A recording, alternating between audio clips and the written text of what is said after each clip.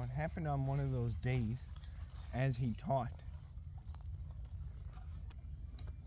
the people in the temple and preached the gospel, that the chief priest and the scribes, together with the elders, confronted him and spoke to him, saying, "Tell us, by what authority are you doing these things?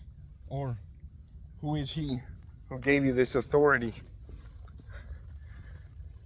But he answered and said to them, "I also will ask you one thing, and answer me. The baptism of John, was it from heaven or from men?" And they reasoned among themselves, saying, "If we say from heaven, he will say, why did you not believe him? But if we say from men, all the people will stone us, for they are persuaded that John was a prophet." So they answered that they did not know where it was from. And Jesus said to them, "Neither will I tell you by what authority I do these things." Then he began to tell the people this parable. A certain man planted a vineyard, leased it to vine dressers, and went into a far country for a long time. Now, at vintage time, he sent a servant to the vine dressers that they might give him some of the fruit of the vineyard. But the vine dressers beat him and sent him away empty-handed. Again he sent another servant, and they beat him also, treated him shamefully, and sent him away empty-handed. And again he sent a third, wounded him also, and cast him out. Then the owner of the vineyard said, "What shall I do? I will send my beloved son. Probably they will respect him when they see him." When the vine dressers saw him,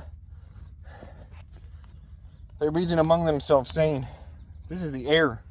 Come, let us kill him, that the inheritance may be ours." So they cast him out of the vineyard and killed him. Therefore, what will the owner of the vineyard do to them? He will come and destroy those vine dressers and give the vineyard to others. When they heard it, they said, "Certainly not." Then he looked at them and said, "What then is this that is written? The stone which the builders rejected has become chief cornerstone. Whoever falls on that stone will be broken, but on whomever it falls, it will grind him to powder." And the chief priests and the scribes that very hour sought to lay hands on him, but they feared the people, for they knew that he had spoken this parable against them. So they watched him and sent spies who pretended to be righteous, that they might seize on his words in order to deliver him to the power and authority of the governor.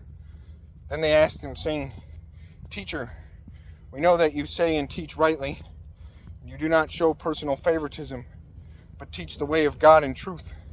Is it lawful for us to pay taxes to Caesar or not?" But he perceived their craftiness and said to them, "Why do you test me? Show me a denarius. Whose image and inscription does it have?" And he said to them, they answered and said, "Caesar's." And he said to them, "Render therefore to Caesar what is Caesar's. Render therefore to Caesar the things that are Caesar's, and to God the things that are God's." But they could not catch him in his words in the presence of the people. They marveled at his answer and kept silent. And some of the Sadducees, who deny that there is a resurrection, came to him and asked him, saying, "Teacher, Moses wrote to us that if a man's brother dies having a wife, and he dies without children, his brother should take his wife and raise up offspring for his brother. Now there were 7 brothers, and the first took a wife and died without children, and the second took her as wife, and he died childless. Then the third took her, and in like manner the 7 also, and they left no children, and died. Last of all, the woman died also. Therefore, in the resurrection, whose wife does she become? For all 7 had her as wife." Jesus answered and said to them, "The sons of this age marry and are given in marriage, but those who are counted worthy to attain that age and the resurrection from the dead neither marry nor are given in marriage, nor can they die any more, for they are equal to the angels and are sons of God. being sons of the resurrection.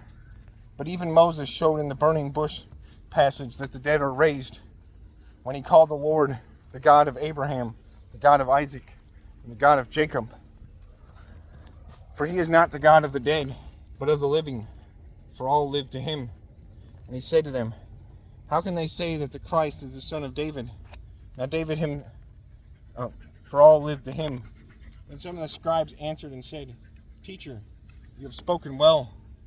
But after that they dared not question him any more. And he said to them, how can they say that the Christ is the son of David? Now David himself said in the book of Psalms, the Lord said to my Lord, sit at my right hand till I make your enemies your footstool. Therefore David calls him Lord. How is he then his son? Then in the hearing of all the people he said to his disciples, beware of the scribes who desire to go around in long robes, love greetings in the marketplaces, the best seats in the synagogues, and the best places at feasts, who devour widows' houses, and for a pretense make long prayers. These will receive greater condemnation.